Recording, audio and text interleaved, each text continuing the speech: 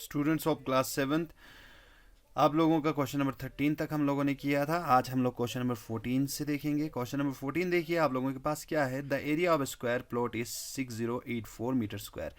एक square plot का area दिया हुआ है। Find the length of the wire. अब वो क्या कह रहे हैं, अगर मैं इस स्क्वायर प्लॉट को, इस फील्ड को अगर मैं फेंसिंग करना चाहता हूँ, फेंसिंग, तो फेंस करने के लिए मैंने 4 दफ़ा जाली को घुमाया। उस प्लॉट का जो लेंथ है उसको मैंने 4 दफ़ा जाली घुमाई। तो यहाँ पे जो है इन लोगों ने हमसे कहा है कि कितना जो है, कितना लेंथ जाली आप लोगों को इसमें यूज़ होगा इस प्लॉट को जो है फेंस करने में। तो स्टूडेंट्स, जो चीज़ दिया हुआ है उसको सबसे पहले नज़र में रखिए आप लोग। क्वेश्चन नंबर 14 यहाँ पे मैंने आप लोगों के लिए सॉल्व किया। Area of square plot, square plot का एरिया आप लोगों के पास दिया हुआ है 6084 मीटर स्क्वायर। इसके बाद साइड ऑफ स्क्वायर, स्क्वायर का जो साइड है वो हम लोगों को पता है। स्क्वायर का साइड हम कैसे निकालते हैं, एरिया का स्क्वायर रूट करते हैं। तो एरिया का मैंने स्क्वायर रूट किया। एरिया हमारे पास क्या है, साइड इक्वल टू 6084, इसका स्क्वायर रूट किया मैंने। स्क्वायर रूट करने पर अब हमारे पास साइड इज इक्वल टू 6084 का स्क्वायर रूट किया 78 मीटर। ठीक, ये मेरे पास साइड निकल गया। ठीक, अब इन लोगों ने कहा था इस पूरे ज़मीन को मैं क्या करना चाहता हूँ, फेंसिंग करना चाहता हूँ।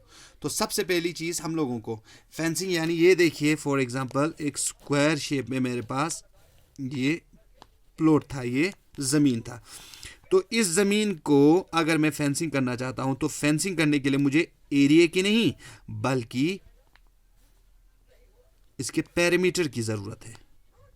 इन लोगों ने हमारे पास अभी तक क्या दिया हुआ था, एरिया दिया हुआ था। तो एरिया के मदद से मैंने इसका क्या निकाला, सबसे पहली चीज़ पेरीमीटर निकाला। पेरीमीटर हमारे पास क्या होता है, पेरीमीटर होता है हमारे पास इसका जो चार दीवारी है यानी चारों साइड है, इसका लंबाई। तो यहाँ से मैंने नापना शुरू किया, ये। ठीक, हमें मालूम है स्क्वायर एक ऐसा फिगर होता है जिसका हर एक साइड बराबर होता है। साइड मैंने निकाल ली यहाँ पे कितना, 78 साइड निकल गया। तो पेरीमीटर का मैं क्या करूँगा, फॉर्मूला यहाँ पे पुट करूँगा। पेरीमीटर ऑफ स्क्वायर का perimeter is equal to 4 into side. तो perimeter of square is equal to 4 into side. Side मेरे पास है तो फॉर्मूले के हिसाब से मैंने perimeter is equal to 4 into side is equal to 78। ठीक, इन दोनों को मल्टीप्लाई किया, perimeter is equal to 312 metre.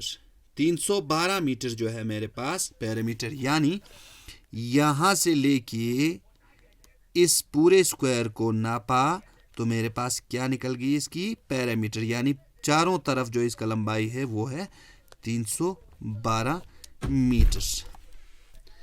अब 312 मीटर हुआ तो मुझे एक फेंसिंग में 312 लगा, दूसरे फेंसिंग में भी 312 लगा, तीसरे फेंसिंग में भी 312 लगा और चौथे लाइन में भी मुझे 312 मीटर वायर लगा।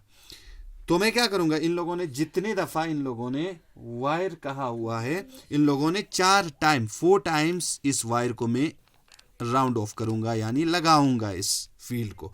तो मैंने क्या किया, जितना इसका पेरीमीटर आया था, पेरीमीटर मल्टीप्लाई बाय 4 टाइम्स।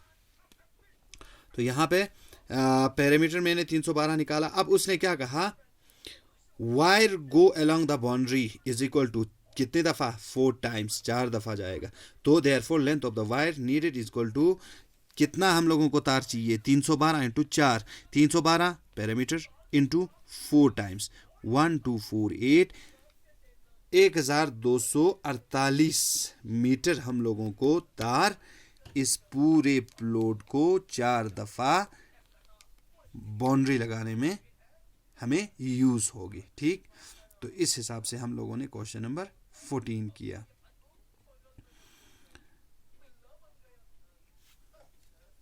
तो स्टूडेंट्स, हर एक क्वेश्चन में आप लोगों को इस तरह से इन लोगों ने थोड़े थोड़े से जो है चेंजिंग लाकर इन लोगों ने आप लोगों के लिए जो है क्वेश्चन बना के दिए होंगे। इस हिसाब से आप लोगों को निकालना है। जैसे एरिया की मदद से हम लोगों ने लेंथ निकाल ली। एरिया, अगर किसी क्वेश्चन में एरिया दिया है, ब्रेथ दिया हुआ है, तो हम उन दोनों की मदद से लेंथ निकालेंगे। लेंथ दिया हुआ है, ब्रेथ निकालनी है, लेंथ निकालनी है, ब्रेथ और एरिया दिया हुआ है, तो हम लोग लेंथ निकाल सकते हैं। एरिया की मदद से हम लोग पेरीमीटर निकाल सकते हैं। तो इस हिसाब से आप लोगों को सही तरह से इनको देख कर जो है आप लोग इस तरह से सॉल्व करेंगे।